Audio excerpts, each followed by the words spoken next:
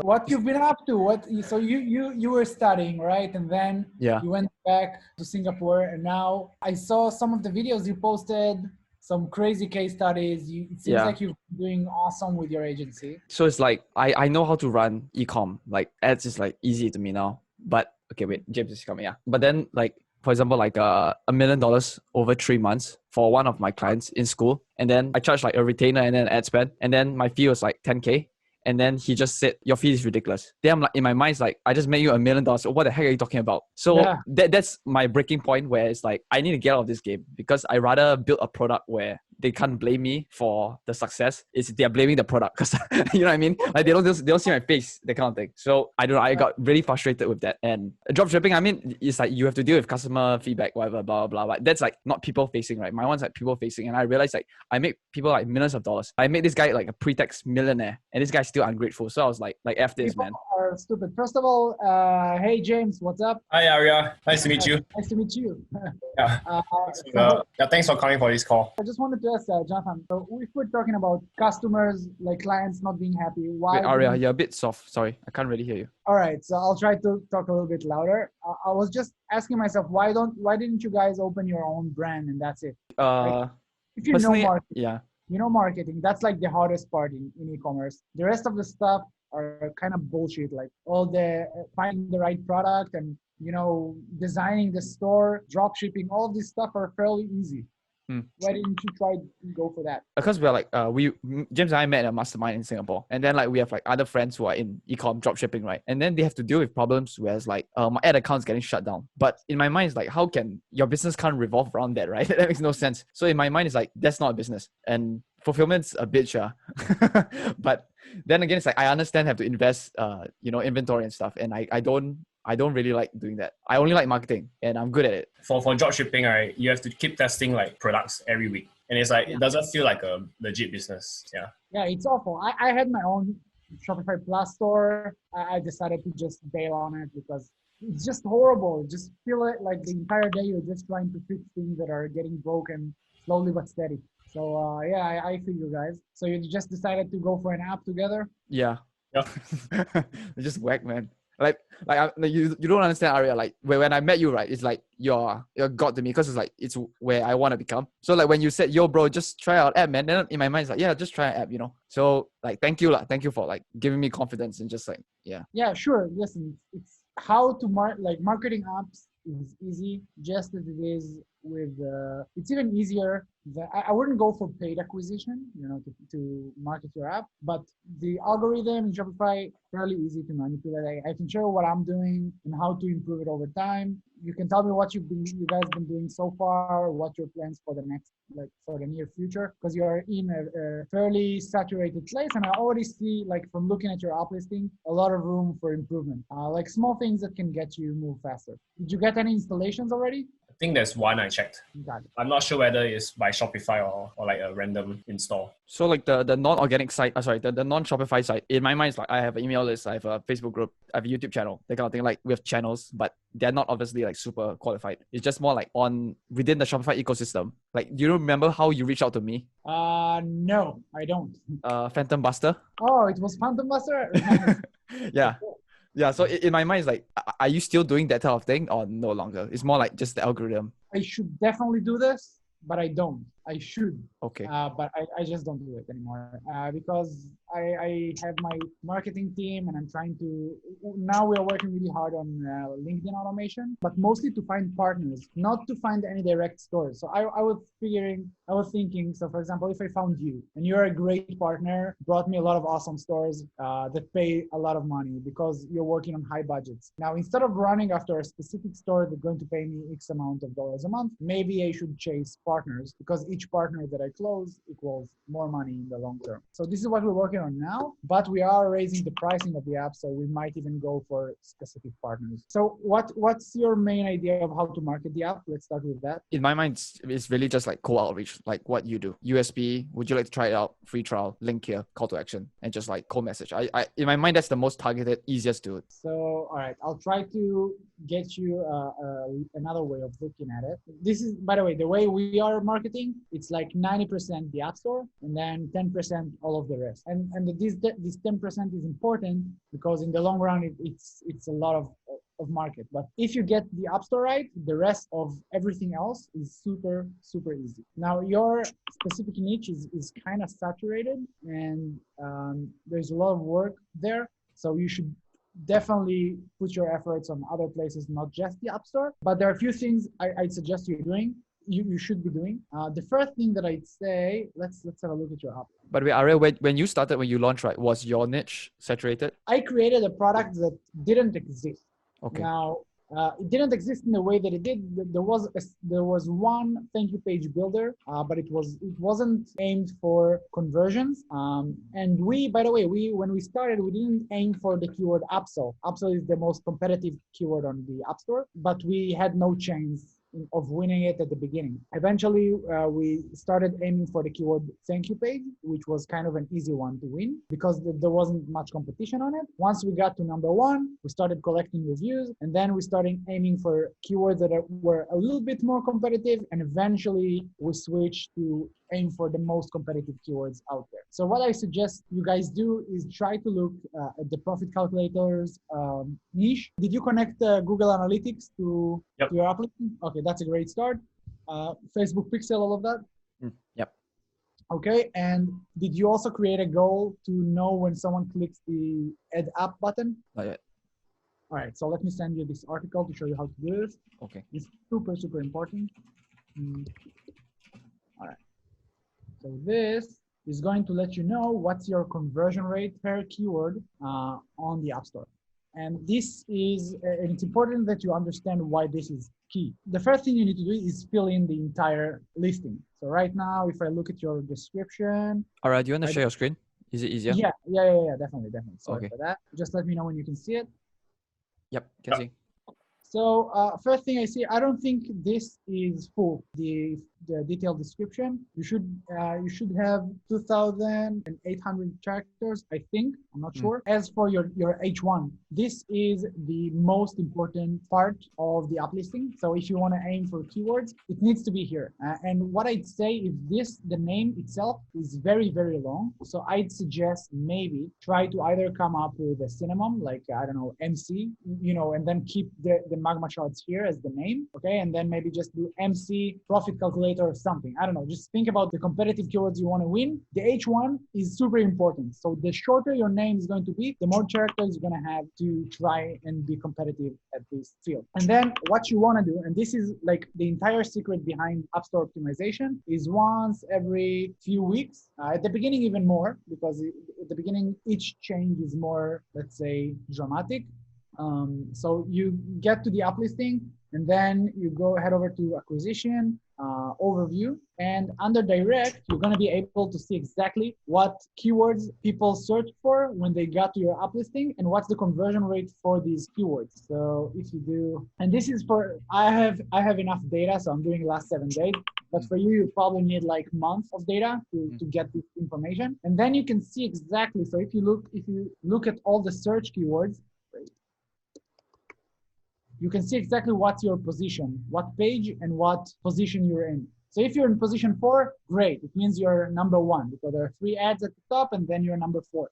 If you're everything that you're number 5 and below and you're getting traffic and installs from, you need to see how you can push it to be ranked higher. So for me, the numbers are very good. I can see that, for example, tracking, the keyword tracking, when we convert, I'm ranked number 6. Now, if I could,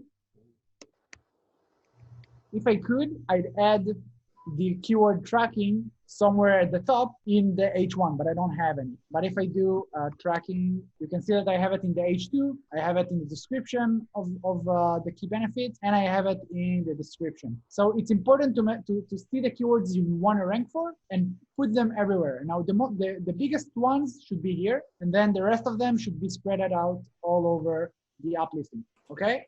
Okay. So, and honestly, this is the biggest thing you can do to gain traffic fast. Can I ask how come position 4 is the number 1 ranking? Yes, because if you're searching for upsell, for example, You see, first three are ads, and then Okay. the first three.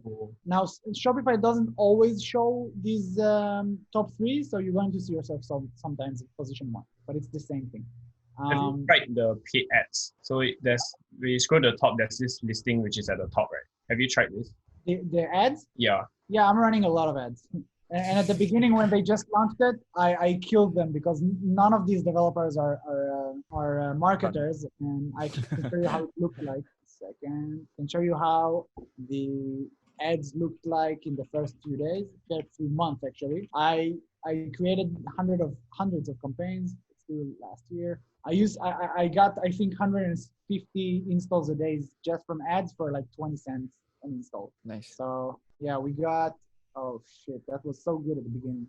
Now it got competitive, so I'm not paying that much. But if you want the strategy to get installs from ads, what I'd suggest doing is first of all, try to think of your main keywords and add them in foreign languages. Try French, try Italian, try Portuguese. Aim for these keywords. You can do broad match as well because I don't think anyone is aiming for these keywords. Generally speaking, in the App Store, exact match works 10 times better than broad match. So go for exact match. Okay. Again, unless it's in foreign language, because it's not competitive at all. Now, in terms of what keywords you want to play with, all of your competitors' name important. If you have competitors that are not in the App Store, you want to mention them in your app listing because people are going to search for them on the App Store and they're going to find you, so they're going to install you. Us, for example, we have Sweet Upsell. I think we're getting 50 installs a week because people are looking for, let's look for Sweet Upsell. Yeah, so it's less now because they're not as competitive as they used to be, but yeah, 8 installs just this week from them, so that's cool. But over time, I think overall I got thousands of installs from that, so that's another cool tip. Again, for the ads, what I think you should do is once you get some data in the analytics, can you see my screen yet? Yep. Okay. If you search through your analytics over time, damn it, what's wrong with my finger? All right.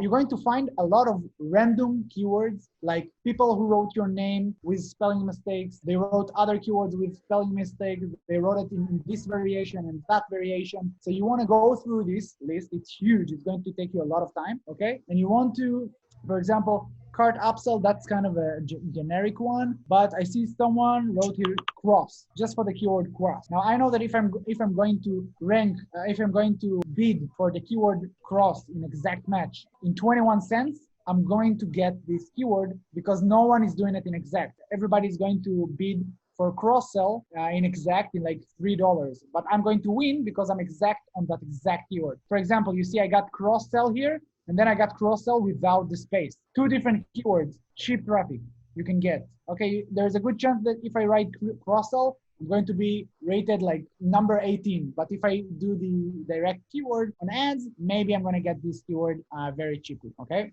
And this is, by the way, I'm still doing it until today. All of my traffic is from very low bids. I can show you the cost per install. If I do, this is lifetime, I think, yeah. But usually it's not over $1, my cost per install. The most I paid, the most paid campaign I have is this one for $2.70 per install.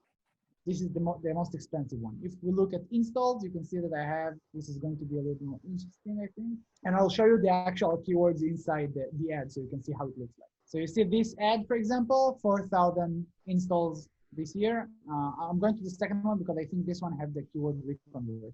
That's why it's so big compared to the other one. By the way, also, this is not relevant for now, but whenever you get big and people are starting to aim for your name as a keyword, you should get a trademark, and then Shopify will not allow competitors to bid on your name.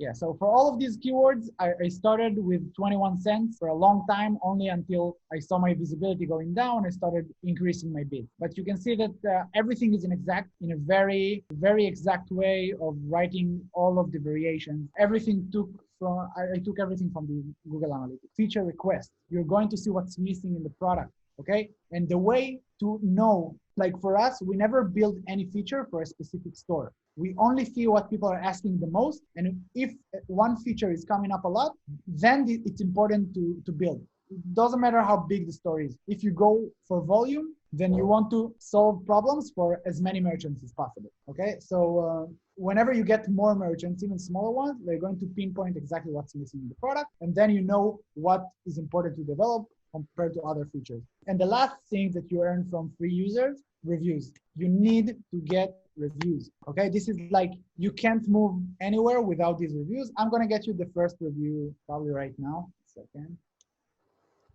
Yeah, with reviews, it's important. If you don't have a live chat in the app, have a live chat in the app. The only way to get reviews is to have a live chat and actually ask merchants for reviews when you chat with them, okay? And be very friendly about it and ask for these reviews. Another thing you can do, it's kind of illegal anymore, so I'm not suggesting doing that, is like a progress bar where you set up this, you connected this, blah, blah, blah, just leave us a review. It works very well, but Shopify might give, they might don't like it. What do you do for like negative reviews? Like if they find out any bugs or something? Usually when they find bugs, they don't normally just leave a review. Every once in a while, there's going to be an asshole merchant. They just leave the review, and usually I just contact them and get rid of them. We got rid of, I think, 80% of our one-star reviews, but every once in a while, it's going to happen where they're just going to leave it there and there's nothing you can do about it, unfortunately. How do you get them to get rid of it? Like just email them and... No, usually what I'm doing is I'm trying to see if they have a live chat on their store, because usually it's going to be small stores, not the bigger ones, okay? I'm going to see if they have live chat. If so, I'm trying to contact them through there. I'm trying to see if usually they have a Facebook page. So I'm trying to reach out through the Facebook page. And this usually skips the support chat if they have anything like that. And if they have a phone number, because whenever a store installs, you get their phone number, I'm trying to send them a WhatsApp or just call them. So with the WhatsApp, for example, you can send them a message and they don't know who you are. So usually I'm just trying to get a response from there. So I'm just sending a message like, hey, can I ask you a Shopify question? And then they're like, what? Who are you? Okay, now they answered. Now I know they're there. At least if they ignore me, I know that. And I'm trying to be like, hey, listen, man, that's my business. No worry. I don't know what you're thinking, but let's solve this together. I can help you. I can blah, blah, blah. Sometimes I offer the app for free. I always offer the refund if they ask it. Like in the long term, it's nothing. It's not even money. I have a few merchants. I refunded a few $100s. That's fine. I don't even care about it. The rating in the App Store is so much more important than any single merchant you have. It's by far more important. Never get in a fight with a merchant. Give them whatever they want. We must it's kind of sad to say that, but we must be their bitches. Nothing we can do about it, okay? They have power over us because Shopify doesn't care if you're the right in the store. If they left a review, nothing you can do about it, okay? That said, we do had one tactic that we used once or twice, is if Shopify finds out that the merchant extorting you in exchange for removing the review, then they can remove it for you. So what we've done is I tried reaching out to a merchant that left a one-star review, and I said, hey, would you like me to pay you to remove the review? And he's like, yes. And I'm like, how much? And he's saying something like $200. And I'm like, I'm writing this line exactly the way I'm saying it. Let me just understand. You will not remove your review unless I pay you $200. He's saying yes. I sent the screenshot to Shopify. Bye-bye, one-star review. So this is something you can do. Again, this is last resort. I'm not recommending using it. Most of the merchants are legit people, business people, wants to make money. So if you talk to them business to business, usually they're going to understand and remove the review. So yeah, don't try. Again, I'm just saying about your pricing right now, it seems like you're trying to maximize pricing and not maximize users. Pricing, there's plenty of room. You have years to optimize it. For now, focus on getting users and make it simple. You can have, I tell you, have it free if the merchant have less than $1,000 in revenue monthly. Makes sense. If I'm not making $1,000 a month, I don't need to pay for analytics software. It doesn't make sense, but you still want them in your system. You can use them for reviews, etc. And then you can do it based on usage. Like, I don't know, $1,000 to $5,000, it can be $5 a month. $5,000 to $10,000 a month, it can be $20 a month. And you can take it up as much as you can. And this way you can also charge more. And yeah, so you guys can do it either based on usage.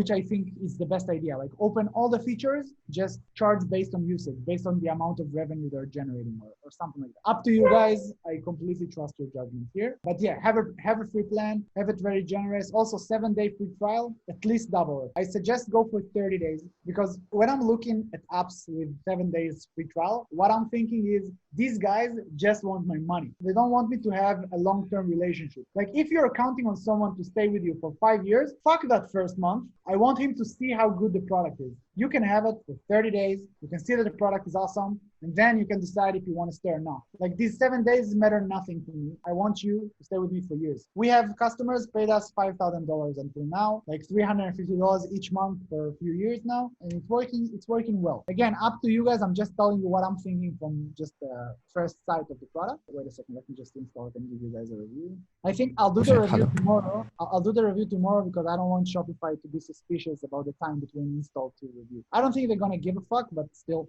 let's just make sure we're not. Rick, can I ask, right, we want to give like, for example, like Facebook group / email list, like entirely free for like extended period of time. Is there an option within the admin panel to actually do that, like give a discount code and then the guy puts in and then he can claim for X amount of days? Is that something? Yeah, that's definitely something you can do, but your developers have to develop it. It's not something that is built into the platform.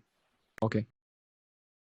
The paid acquisition, the ads, right? Do they give you a cost per purchase or is it just cost per install? Sorry, say it again? When you're running paid ads, right? Just now I saw Shopify gives you cost per install, but they don't tell you cost per purchase, right? No, it's just for install, Okay. Then how like at the start, right? Obviously, like you're just trying to acquire free users. Then so how much time do you spend actually like manning support tickets versus trying to get more customers outside? Or is it more just like all the free users now, just make them happy first, and then afterwards then try to get outbound acquisition going? So with support tickets, most merchants will never talk to you. It's not like all of them need help, but you do have a live chat here. Perfect. What are you guys using? Fresh chat. Yep.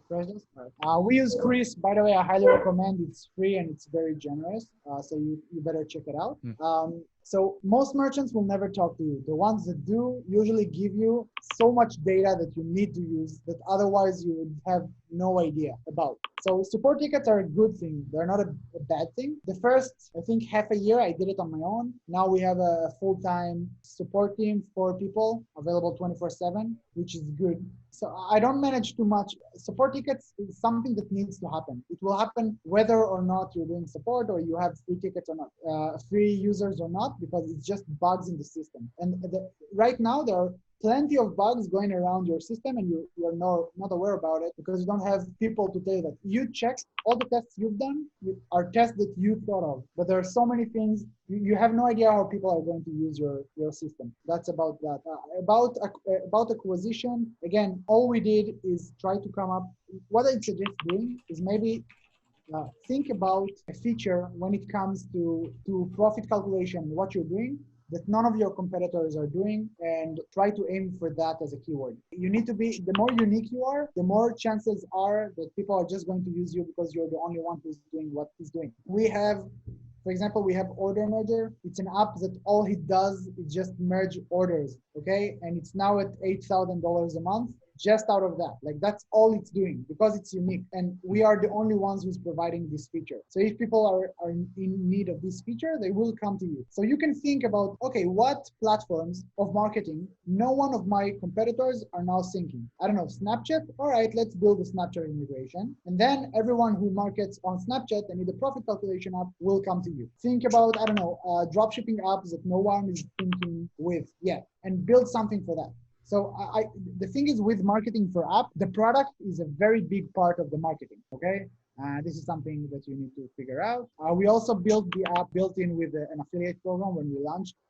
No secrets, by the way, guys. It's a lot of hard work. It's a lot of grinding, but over time, things are improving. That's what you need to know. In terms of like development, right? Because we have some issues with our agency right now, and you want to like hire a good developer. So like, where do you find, and also like roughly, what is your team structure like? Yeah, for the start.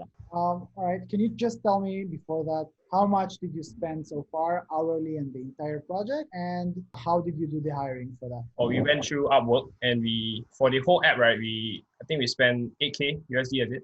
No, probably like 7K, $12 per hour. 7K, and how much per hour? 12, 1, 2, Awesome. This is a good price to start with. Where are they from? India. India. All right. What's the name of the company? Brispati Tech. Okay, first of all, good job so far. Must say that these are great prices to start with.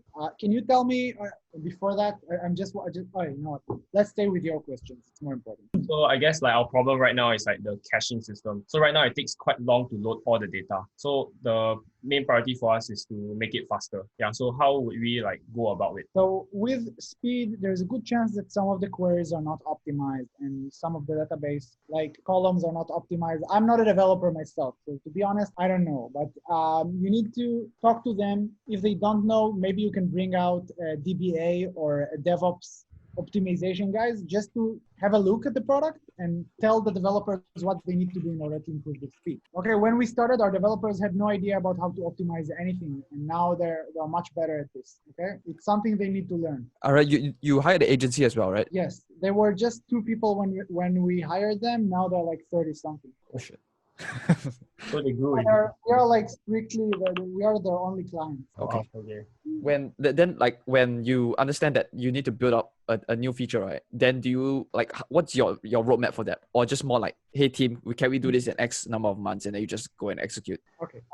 Before that, and this is important, can you share your screen and show me? Wait, you know what? Before we get into the processes, can you tell me where to click and see what's unique about your app compared to other apps? Yeah. Go to marketing analytics. Mm-hmm. Go to tables. Second one.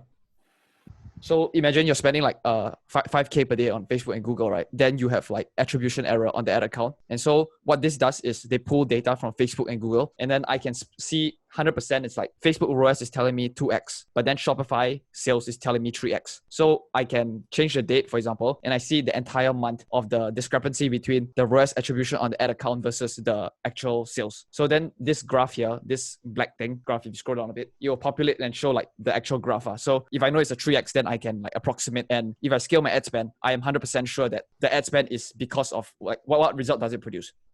Yeah, hopefully that makes sense. Yeah, makes sense. Cool. I want to see more platforms in it. Yeah, so everything's like. By the way, you need to make this graph white. It's black, like in the middle of nothing. Just saying. Oh, as in it's supposed to populate like the grid lines when the thing comes, but there's no data here. So yeah, I get it. So about processes, can you share your screen and show me how your specification document looked so far, and how did you manage tasks until now? James, you want to take over? I'm not sure. Do we even have a specification document? It's more like a PRD / like here you go, but yeah, your host, right? You show the Google Doc, the PRD, and then the Figma file, and then I guess the Kanban, the Trello board on how we project manage. You have it? Which one? Trello. Who's doing your Figma files? We are. Awesome. You showing us it? No, you're the host. I will go find the PRD. Oh, did you just post Slack? Again? Yeah. Show Slack. So yeah, Trello and Figma file. Yeah, you can share your screen. Your side. So what we do is we just use Trello. So we just put whatever that needs to be done over here, and after that they'll just bring it over. Yep, and after that we can just check from here. Okay, so the process itself look okay. That's great. Okay, so the process itself look great. I just want to see the specification doc, if you have anything like that. We're trying to find. Sorry, give me a sec. Okay, so this is the Figma. Are you also doing prototypes? Like click here, this happened. No. Why is the Figma file looks better than the actual app? There's no data on the app. That's why. Yeah. Okay, and then so this is the specifications, or did you create something aside from that? Okay, so this one is a bit segmented. I think we more like created a very long Loom video for them, and then just tell them exactly what each button does. So we didn't really do a good job on the documentation. And here it's screenshots, or is it actually something you designed? Something we designed. Yep. Got it. Okay, that's a good start. Yeah. Now wait, what did you send me? This is a link to. Okay, ignore it. I realized it's that's why we didn't really do a good job documenting. Yeah. All right. So with documentation, I can send you an example of a specification doc just so you can see what like things you need to think about. And if you don't write anything down, like everything, then you're missing a lot of points, and eventually you're also spending more time on development, and you're not sure exactly, like you're not sure you covered everything. I might be wrong. You might done it this way and it's been enough. I don't know. It's not like set in stone. This is just what we're doing. One second, I'll show you an example from my side. Just allow me to share. So I'm going to show you the processes we are going through, and then I'm going to show you like a specification document, for example. So I'm going to show you the one for order merger, which is our second largest app. This year, we doubled times 10 our revenue from this app. We last December, we had in revenue. This December in revenue. That's a good scale. That's fine. So I'll just show you the first version of the specification doc we had. And if you want, I can also send you a version of that. Just promise me you're not going to share it anywhere else, and then you can have a look at it later. So whenever we are building a specification document, it looks something like this. Very long, very tedious. You want to kill yourself, but you're going through everything. Onboarding process, pricing, exactly available options in each place, when it's on hover, when it's closed, when it's open. Like think of all the things that can come up. Usually it's at least 20 documents. And for every new feature, every new thing we're fixing, we have specification documents. I can show you, for example, if I look at Reconvert, this is a specification document from today that I'm creating for Reconvert, just for future changes. So this is not just something you did at the beginning. You want to keep doing it every time that you change something. And if possible, I'm also adding Loom videos, but still I'm trying to have it on text, images, and video. So it's very easy for the developer to understand what I'm talking about. Now, in terms of how do I know what I need to develop, we have a table on Notion that every time the support team is having a support ticket, is trying to understand what feature stands behind the request. A lot of the time they will ask you, how can I do this? But eventually, if you think at the root of what they're asking for, this is like the core feature they're asking for. Okay, so it might be, how do I set a specific offer for a specific product on the thank you page? Or how do I set up this offer only if they bought 5 items or more? Or anything like that. For us, the root feature for that is trigger-based thank you pages that we've created. So it really depends, like you need to try to understand the root, and then you're going to write it here. So for here, we're trying to write the root cause, like the main feature, and then we're just counting how many times people asked for it. So every time there's a new widget, a new feature request, we're going to write it here. And then we'll see some of the requests many times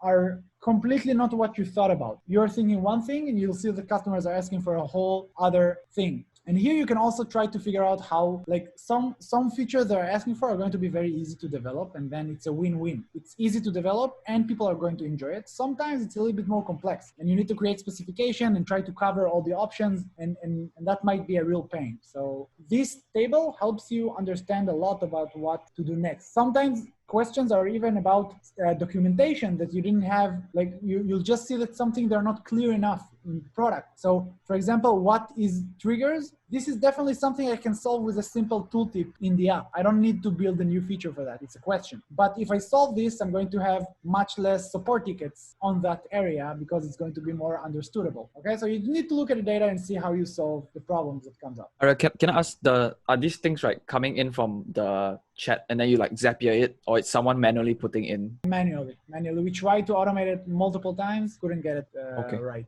Unfortunately, yeah, I'm dreaming of a solution that's going to make it automatic. We tried before to set up a feature request feature within Reconvert. It didn't went well, unfortunately.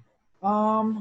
Yeah, guys, any other questions you have for now? To learn like project management like this, right? Do you like have to hire like software consultant to like teach you how to project manage, or is it more like on the go? On the go, we did pretty much what you guys are doing. We built a specification document, and then whenever we have a new task, I'll show you how it looks like.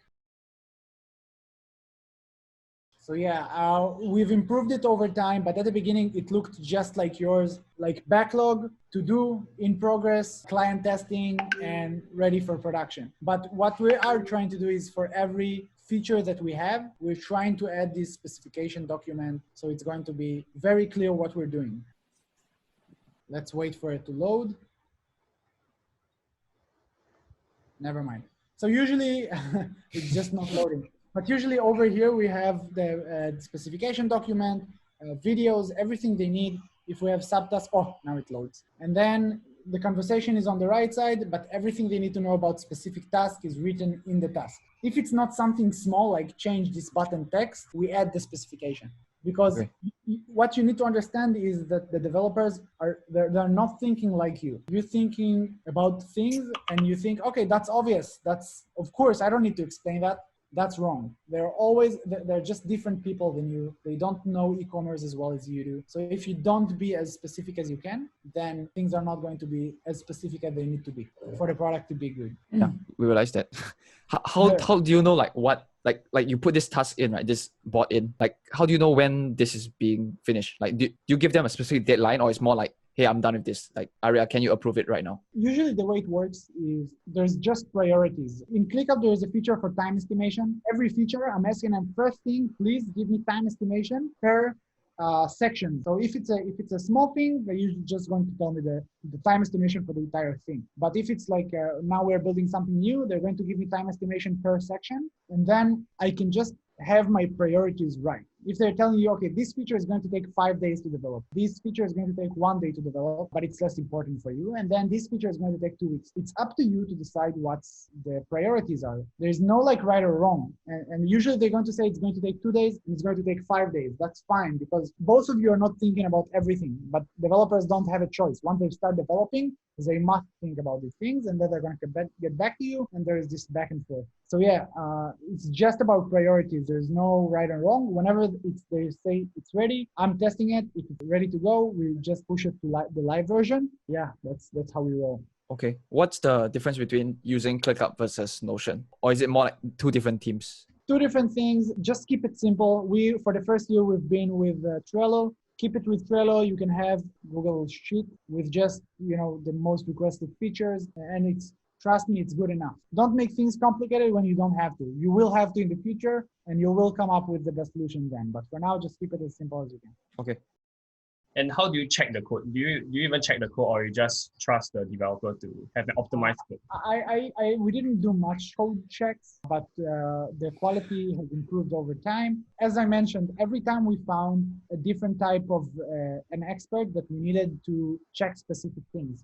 Okay, so for example, we had the time when server crashed a lot, so we brought in a DevOps team. Now we have an in-house DevOps team. They told us what we needed to change. Then we had an issue with the database because the database grew really fast. And then we brought in a DBA that helped us, told the developers what they need to optimize in the database. Now we had some security breaches, so we brought in a cyber expert to help. Every time that an issue comes up, solve it then. Don't overcomplicate it in your mind. There are people out there that can help you with whatever you need on Upwork.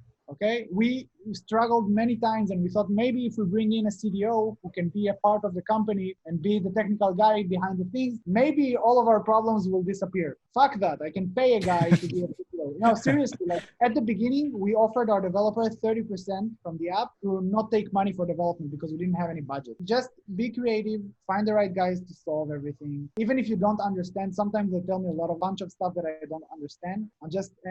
So I'm asking about how do we solve this? If they don't know, I'm trying to reach out help elsewhere. And if you have, friends that are coders, can help you give a review of the code, that might help as well. You should do that. We asked favors from friends of ours a couple of times. Shouldn't be too long, like 1 or 2 hours of their time. Okay. Ooh, I'm speaking a lot, sorry.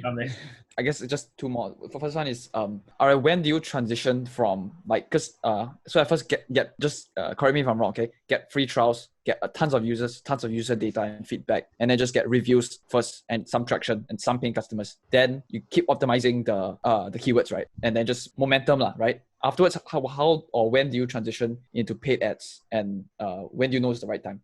So yeah, the process you described, yes, get as many users as possible in the shortest amount of time. Reviews are going to help you rank like crazy to everything you want. If possible, also try to get the keywords you want to rank for in the reviews. Okay, at the beginning, we asked merchants, hey, take this review. If you can, take this review and copy paste it. Now it's dangerous. I wouldn't recommend doing that, but only for merchants you really have a good vibe with. You can tell them, paste this, use these keywords, okay? Yeah, so that helps. And then in terms of when to switch to paid acquisition, I'd say you need to get some data and understand how much a user is worth. You need to know, since you can't really track which merchant is sold, you can just track install. and you can't really connect the pre-install phase to the post-install phase. Shopify don't allow that. That's unfortunate for now. So you need to understand the value of an install, okay? You can look at the month and do some, I don't know, cohort reports and see out of this month, this is how much installs I got. And in the lifetime, this is how much revenue I got, okay? And then you can over time realize what's your lifetime value per install. And you can try get installs for less than that. That's what you need to do.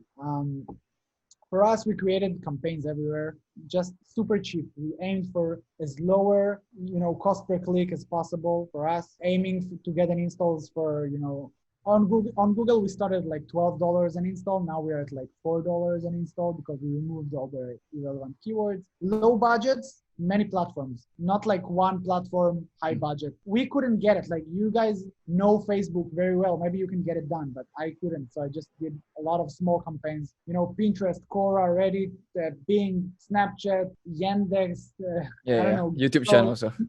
Everything, yeah. Then second one is like when you get reviews, right? That means you also have to actively reach out to people who have installed your app but have not come in the support chat somehow, right? So do you manually reach out to those people? Yes, right? Via email, whatever, WhatsApp. At the beginning, I did that. I said, just do that. It can help you, just try to be friendly. And then they might give you the review, not because the app is good, just because they like you. So be friendly, like, hey, what's up? It's me from there. By the way, I noticed this thing about your store. Maybe you can fix it. Just do that. By the way, any chance for a review? Yeah. And it's very small effort and it worth a ton in the future, okay? If you want to see how to win the competition, start generating reviews. If there's one thing about this niche that is not as effective as other, the profit calculations, none of them almost have a very good free plan, and none of them have many reviews. The top one is 155, 75.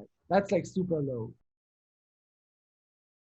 Yeah, for like integration with other apps, right? What is the process like?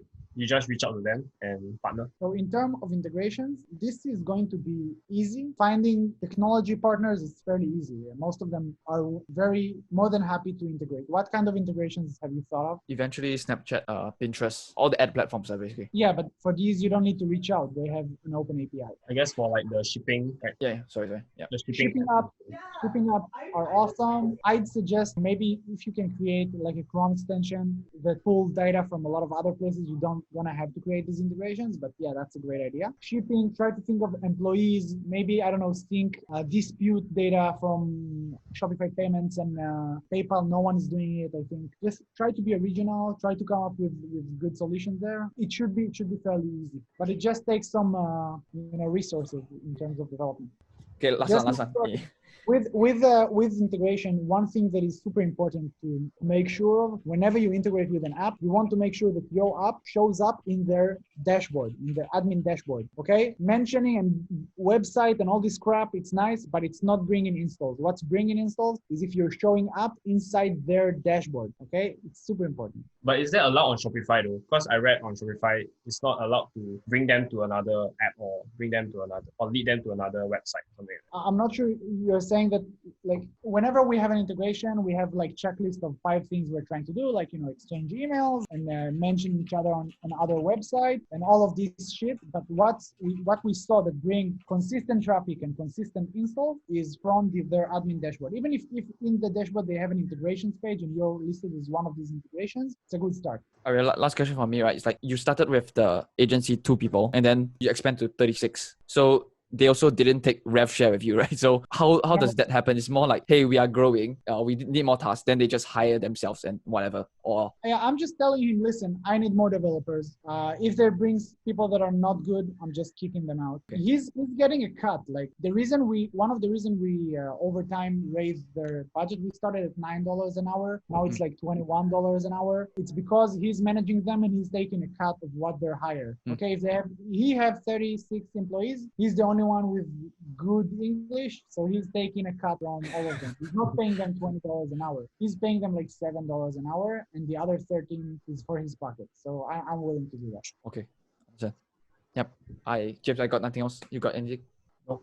Awesome. So do you guys use Slack, by the way? Yes. Okay, so we can also create a shared channel, and we can communicate there if you have any questions or anything. Just can you remind me tomorrow to leave that review for you? Can. Thank you so much. Yeah, Right, thank you, man. I want you to also write a review for me so you can practice the keywords. Yeah, okay, yeah. Yeah, what are your keywords? All right, so guys, really take care and honestly, good luck with the app. It's not going to be easy, but if you use your common sense, very easy to kind of stand out of the crowd. Yeah, it's not super competitive. You can make it. Just be creative. And anything you need, feel free to reach out, honestly. Usually on Mondays, I'm super busy, but it was important to me to talk to you, especially after I left you. All right. Okay. Thank you so much, Arya. Thank you. Bye, guys. Bye-bye.